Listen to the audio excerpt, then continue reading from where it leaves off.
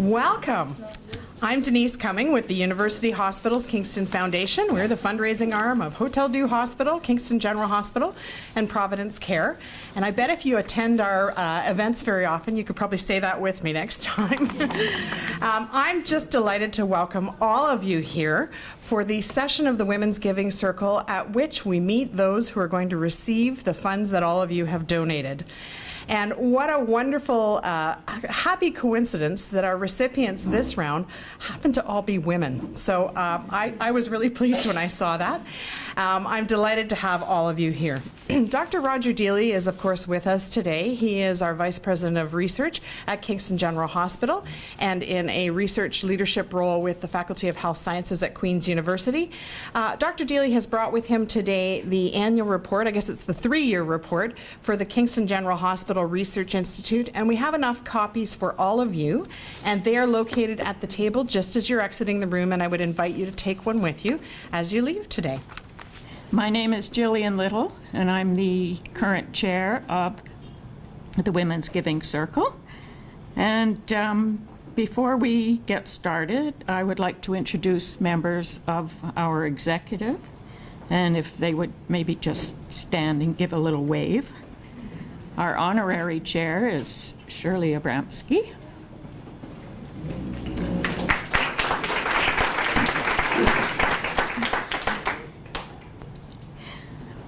Past chair is Marg Alden. There's Marg over there. Rena Archaria is not here today, but Spirula Anagostopoulos, I don't believe Spirula is here either. Carol Davey, you're here. And Michelle Deshane, she's not here either with us today. Carol McKillop. Evelyn Mason, I believe she's just had knee surgery. Lily Kramil-Marcus. And Marcia Shannon.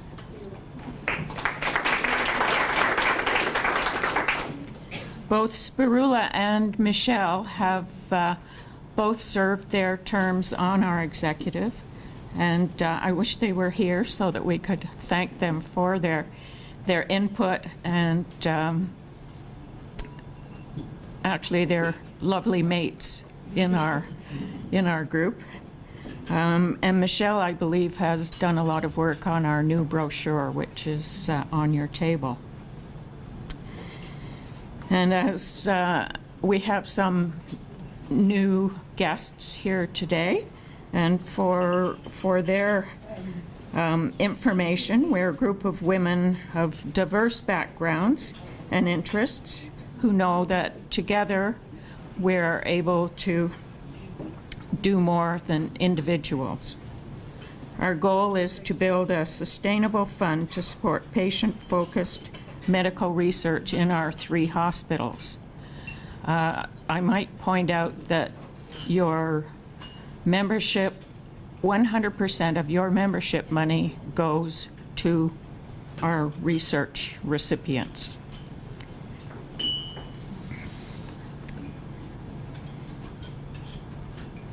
Last October, our members were asked to vote on an area that they wished to have researched. And today we're pleased to announce the area of chronic pain and pain management was chosen, and we'll hear from the successful grant recipients. Please continue to enjoy your meal, but in the meantime, we'll call on Dr. Roger Deeley. What I'm going to do, I think, is to try to set our situation in Kingston with respect to our hospitals and their research activities in the context of the entire province. So in Ontario, there are 24 what are known as academic hospitals. And these are hospitals that have very, very close affiliations with often medical schools or faculties of medicine. in Kingston, we obviously have Queen's University, but we have a Faculty of Health Sciences rather than, I'll say, just a Faculty of Medicine.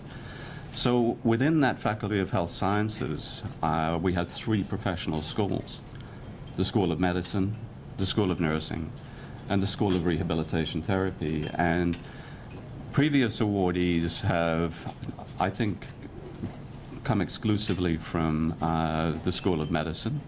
So I'm really pleased today that we have an awardee from the School of Nursing and also an awardee from the School of Rehabilitation Therapy. So the 24 academic hospitals in Ontario are known collectively as the Council of Academic Hospitals of Ontario. And they include powerhouses like Sick Kids and University Hospital Network and so on. They no longer refer to themselves as academic hospitals. They refer to themselves as research-intensive hospitals. So we're a city of around 100,000 people, and we have 3 of those research-intensive hospitals in Kingston. I don't know of any other city in Canada that can boast that. And when you put those 3 hospitals together with a School of Medicine, Nursing, and Rehab that have among the most highly rated programs in Canada, that's what really makes for an exceptional research engine in Kingston. We're a fortunate beneficiary of history. If anybody was developing an academic health science complex like this now, they would not put it in a city of 100,000 people. So what we benefit from in Kingston is 3 academic hospitals that see the sickest patients, the patients needing the most complex care, not just in Kingston, but in southeastern Ontario. So the catchment area for the hospitals is around 500,000 people. But they're also community hospitals, so of tremendous benefit to the city. And the KHO hospitals in general, and KGH and Hotel Dieu are no exception to this, are really the drivers of innovation, the development of new treatments. They test new treatments, they develop evidence-based guidelines, which inform the rest of the hospital community in the province, in Canada, and sometimes internationally with respect to how to treat certain conditions. And we were talking about this at the table a little bit over lunch. I can roll off names of half a dozen people who have been responsible for developing and altering the treatment of respiratory diseases such as asthma and COPD and emphysema, who are internationally known for their research and, as I say, the development of evidence-based guidelines. So there's a tremendous benefit to having these hospitals in the city. There are some indirect benefits too. I don't know whether you saw the Money Sense survey of best places to live in Canada, came out recently. We ranked 11th overall, 4th among the middle-sized cities, and the prime spot for retiring to. And one of the 3 major criteria for determining a retirement destination is whether or not you're going to get access to good health care. So we do live in a relatively privileged situation here in Kingston that we sometimes take for a little bit for granted. So that's all I'm going to say about research and why it's important to us and to everyone in the country, obviously. So as Gillian mentioned, last year we worked with the executive to identify a few areas of research that the Women's Giving Circle might like to contribute to support. And in this instance, it was chronic pain. And just to give you an idea of how we decide who actually gets the awards, I thought I'd describe the review process. So as soon as we know what area the WGC has chosen for its investment in any given year. My office widely advertises across the 3 hospitals and at hospital-affiliated researchers in the Faculty of Health Sciences the fact that there is a competition about to be held. We typically give people lead time of a month to 6 weeks. And they're required to submit a grant application. And we modeled the grant application along the lines of the type of grant application you would have to submit to a federal granting agency in order to obtain research funding. So it's not a trivial amount of work on the part of the applicants completing these applications. They have to provide a detailed description of what they're going to do, what the rationale is, and what the expected benefits of the research are going to be. When we receive them, I work with the Director of Research in the Faculty of Health Sciences, and between the 2 of us, we identify 2 expert reviewers for each grant application that have no ties to the applicant, or at least no ties that we know of to the applicant. And they're given 2 weeks to a month to complete the reviews. The review is a well-structured process. The reviewers have to respond to certain questions with respect to the quality and benefit of the research, and they assign a numerical score. I won't bore you with the details of how they scored. And then there's a secondary review by me and again the Director of Research in the faculty, and we look at the rank order of the scores, and we go as far down the budget sheets as we can to make sure that the most highly funded, only the most highly supported applicants get funding. So just to give you an idea of how we do rank them, not particularly score them, the federal funding agencies use a scoring system of 1 to 5, and 5 is the best. Nobody ever gets a 5. If you get a 4.5, that's pretty amazing.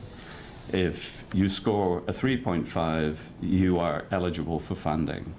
So that's the scoring system that we use. So applicants have to hit 3.5, or they're automatically excluded from funding. And the individuals that we have funded, and this year is no exception, they're all scoring in the 4s. So I think this is a testament to the quality of the research applications that we're seeing. So just a little overview of how we choose the winners, and I'll hand it back to Gillian. Or oh, I had one. Sorry, Mark. I did want to draw your attention to this brochure. This should be enough for everyone. If you smell it, you'll realize it literally is hot off the press. You can still smell the ink. It arrived this morning. But it's focused on the research that's been carried out at KGH specifically over the last 3 years, and some of the new scientists that we've recruited during that period. So I hope you find it interesting. Please take one. Thank you, Dr. Deeley, for your informative presentation. And I'd also like to thank you on behalf of the Women's Giving Circle for all of your support that you provide to us throughout the years, and the wise counsel you provide us, and the care and diligence with which you help further our research process every year. So thank you very much. I just wanted to echo what Dr. Deeley said, because I had a skiing accident in the fall and found myself in need of a new ACL. And actually, I used to work here at what's on the cover here at the Human Mobility Research Center. So like most of us, when you're confronted with something new in your life, you start to, Dr. Google, right? I'm going to find out everything I can about ACL reconstruction. And, in my search for the best ACL person, I came up with Dr. David Bardana, who's right here at KGH, and he's an extensive research program in that area. And so I'd just like to support this. We all benefit greatly from the research work that's being done in the hospitals. On that note, as Dr. Deeley mentioned, the Women's Giving Circle selected chronic pain. And I was thrilled to see that area because I can tell you that chronic pain is one of the #1 reasons why patients come and present to primary care.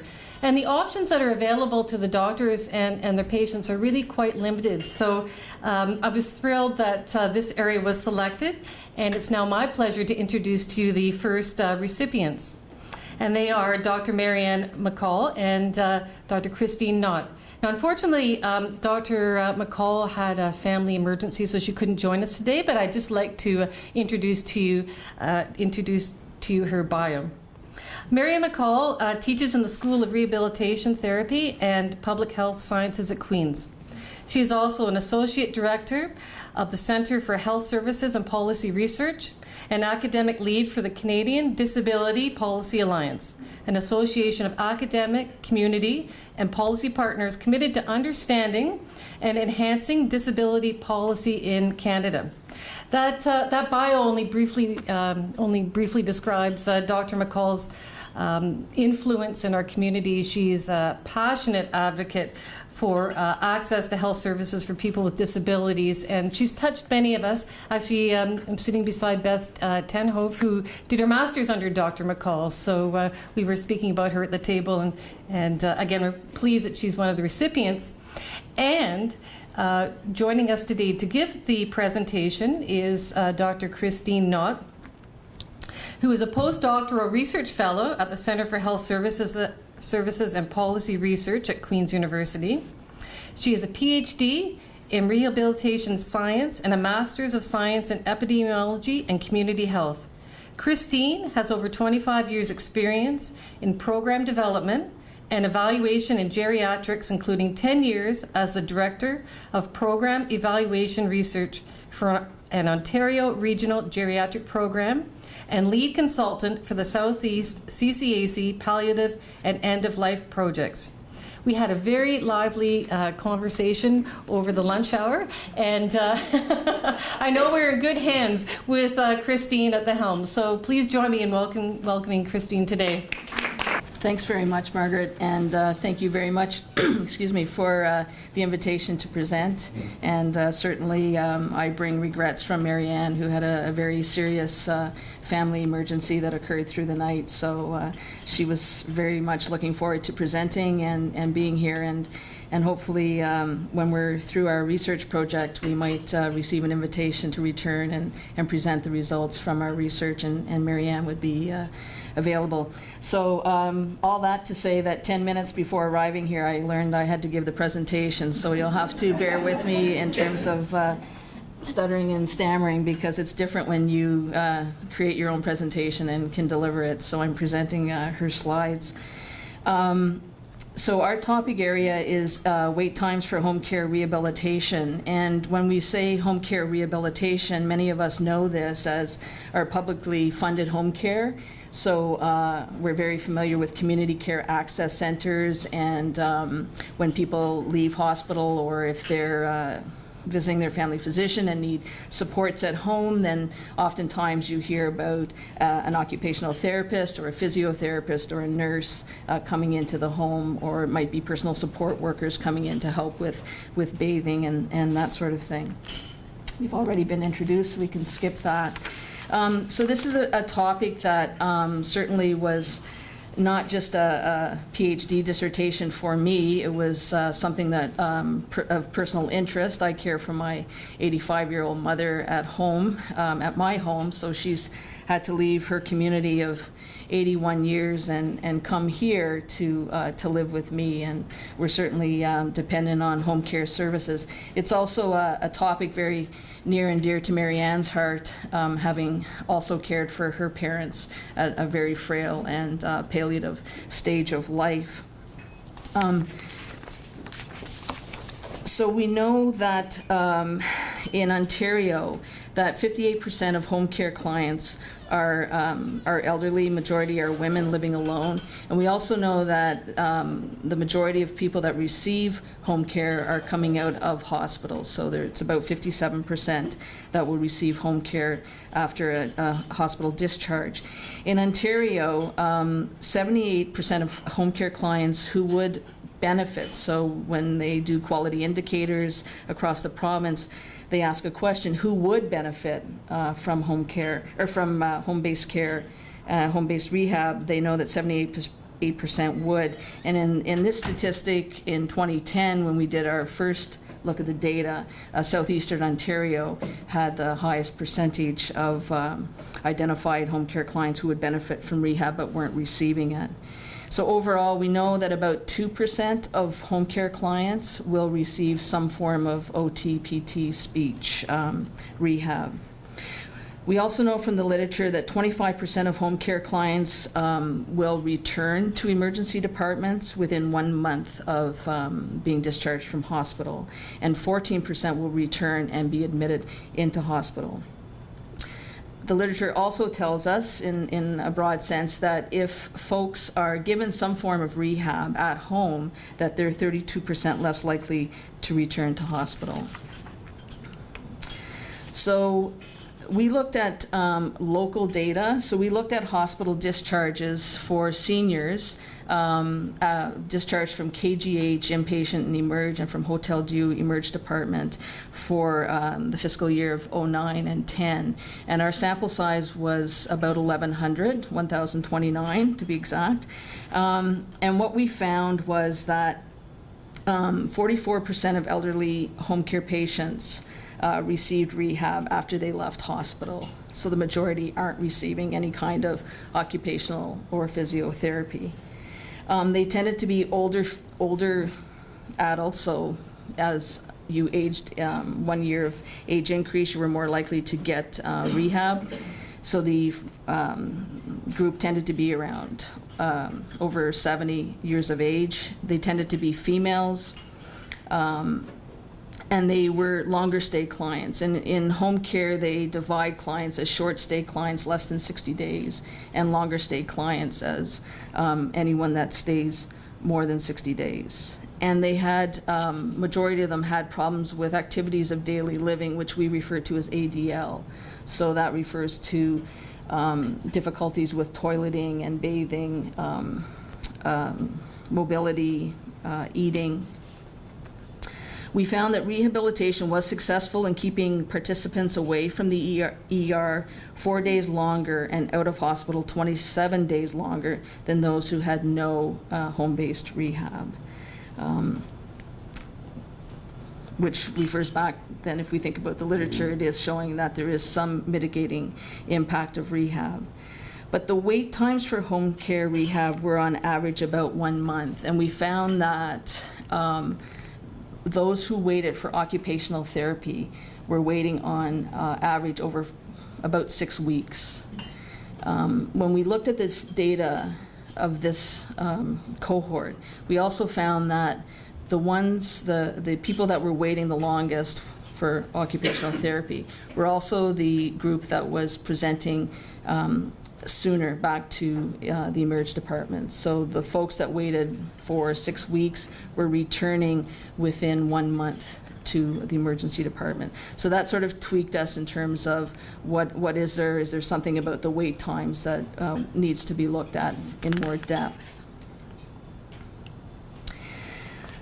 So we're now engaged in a provincial study, and we're wanting to use data that's held by the Institute for Clinical Evaluative Sciences. So the Ministry of Health collects a lot of data from home care, from hospital, pools it together, and then allows research scientists to access this data very safely and prescribed in terms of analyzing it. So we're interested in looking at the effective wait times for rehab on readmission to hospital or ER. So taking our small local study and now making it a larger provincial study. Obviously, it's a confidential process in terms of accessing this data. And we feel that by looking at the data, it will provide more information regarding questions raised, what types of conditions those folks who are receiving rehab versus not receiving it, what medical conditions and clinical conditions are they experiencing, and especially as it relates to pain. We found that the group that was returning to hospital again, folks that were on the list to receive occupational therapy, tended to be females, tended to be presenting with subacute or non-acute presentation to emerge department, specifically pain, dyspnea, dizziness. So this is,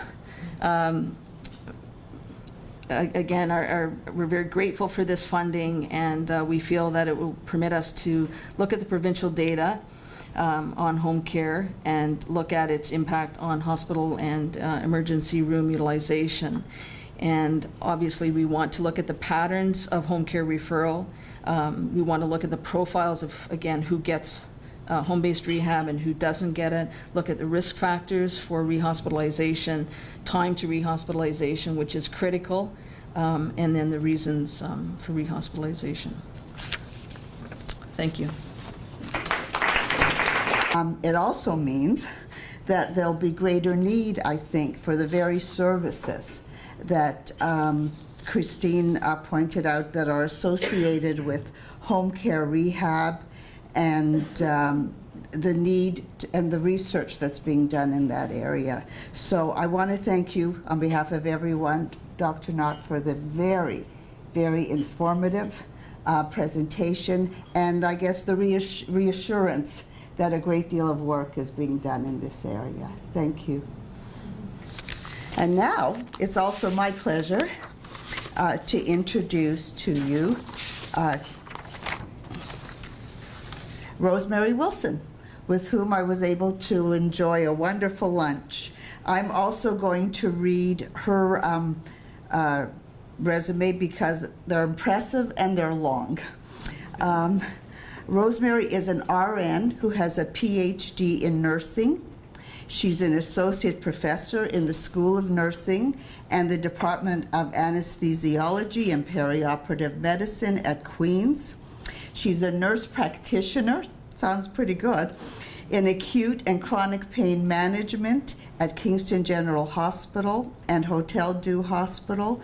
And she's also the deputy director of Queen's Joanna Briggs Collaboration, which I just learned, is a group that takes all the research in several areas, brings it all together in a format, and then presents it to frontline physicians.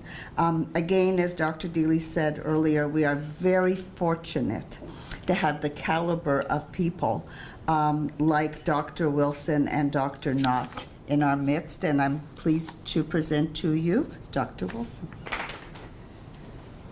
Hi, and thank you very much for inviting me here, and thank you very much for funding our project. And I just have a quick question for Christine. Where can I get one of those swimming hats? Because I really would like one. I think it'd look really good on me, actually. So I'm here representing my research team, and I'm very fortunate to have with me today at the table a member of our research team, our senior member, not by age, but by experience. Yes. Dr. Elizabeth Vanden Kerkhoff. And this project is also working in collaboration with Dr. Rachel Seib, who's one of our chronic pain physicians, Dr. Ian Gilron, who's a well-known chronic pain researcher, and our colleague in the School of Nursing, Dr. Mona Sani, who's a recent addition to our faculty. So I don't have to tell you about how important the care of patients with chronic pain is, because you've chosen it as your strategic priority for this year, which I'm very grateful for. Chronic pain is one of the most common reasons for seeking healthcare access, whether it be in urgent care centers or from physicians or nurse practitioners or primary care nurses, physiotherapy, OT. It crosses all spectrums of people, all ages, from small babies to end of life. It's a major healthcare problem, and we're doing our very best in the Kingston area to address it. So Liz and I have embarked on this large program of pain research many years ago, actually. We started researching together in the year 2000 when we did some really important research, I think, in acute pain management, and looking at trying to develop an understanding of what the pain experience was like for patients after surgery and after a traumatic experience. So here we are in 2014, after learning all of those things and doing some very important work since then, trying to do the same thing with chronic pain patients. Because one of the major problems with chronic pain in terms of research is that we don't always collect all the same information when we do studies of chronic pain patients. So that's one of the major problems with the research that's been done up to now. And that chronic pain patients, pain is a biopsychosocial, emotional, spiritual phenomenon. It impacts every component of a patient's life. And so we have to be looking at all those different components, and we don't know how well the things we are doing are affecting all of those different outcomes for patients. So we really do need to take a look at what we're going to actually measure to see if we're making any difference for people. So a very important group of clinicians that call themselves the Impact Panel came up with a very large group of outcomes that in pain research, chronic pain research specifically, should be assessed when you're doing clinical trials. So what we have done in our clinical practice is that we've taken, to our best knowledge, based on our experience, out of the impact outcomes for assessment of chronic pain patients, some of the tools that we think will be useful, and we have started to use them in our patients clinically. So when we see people every time, in some hopes that we're actually collecting the right information that we need to be able to point us in the right direction, and to get us to a point where we have a really good understanding of what chronic pain patients experience and how the pain is affecting their lives. What we don't know is if the questionnaires that are appropriate for collecting in clinical trials are appropriate for collecting in general chronic pain practice. And so what your grant money is going to be going towards is to develop consensus around our local clinicians in the Kingston area around whether or not we are collecting the right information. So when our chronic pain clinic opened just over 2 years ago, I believe now, and it's interesting, I was telling the ladies at the table with me that I was here about a year ago with the University Hospitals Kingston Foundation talking about the new chronic pain clinic at Hotel Dieu Hospital. So we did it right. We went out and we were collecting information about patients with their consent, and we are actually able to do some describing now. So what we're going to do is we're going to take some of that information and we're going to present it to some local clinicians that happen to be attending the Queen's University Pain Day, which happens later on in June. And it's interesting, a techie like me doesn't have a PowerPoint presentation, but we're going to use a very techie way of getting consensus. We're going to use a process developed by the Queen's School of Business Executive Decision Support Center, where we're going to get all the clinicians who are mostly going to be from primary care. So we're going to have nurse practitioners, physiotherapists, pharmacists, family physicians. We have a few physicians actually that are attending who are in the corrections centers, which will be really interesting. And some of our colleagues that we work with in chronic pain. We're going to split them up into groups, and we're going to use the executive decision support software to look at the different outcomes and to develop some kind of consensus in decision making. And Liz and I have pulled together all of our graduate students and all our research assistants to be scribes during that day to capture some of the discussion in a qualitative way as well. So in parallel to this, that has been funded by a different study, funded by Shoppers Drug Mart, we're asking the patients what they think about what we're collecting. Are we collecting the right things from their point of view? Or are there other things that they think that their pain team members need to know? So both of those things are happening at the same time. After the end of Pain Day, which is on June 20th, we'll be able to say something about the common themes and what the consensus is in terms of our data collection tools and the outcomes we're collecting. So we're very excited about this. And right away, we're going to write up a publication for dissemination so other people from other centers can benefit from our experience. And we hope to be able to take this research program into provincial, national, and hopefully international consensus building exercise around clinically important outcomes for the care of chronic pain patients. So thank you very, very much. You're really helping a group of patients and clinicians that are going to be very grateful in the future, I think.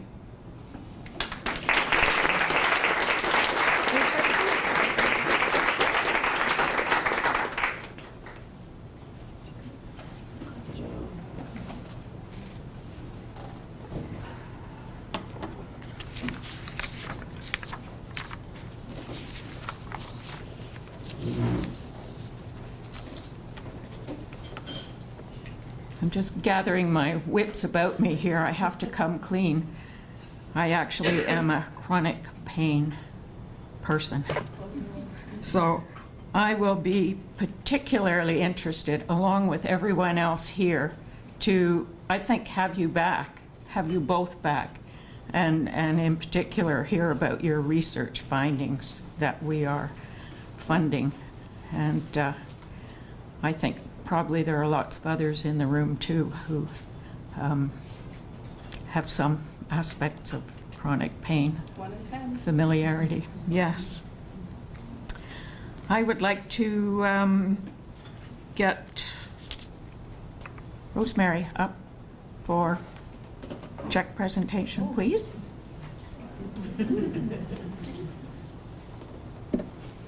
Never had a check like this before. I've never held a check like this before.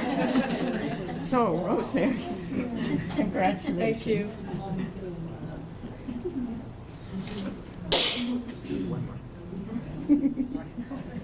Thank you. Thank you very much. Pleasure. Shall we leave that there for you? Sure. Okay.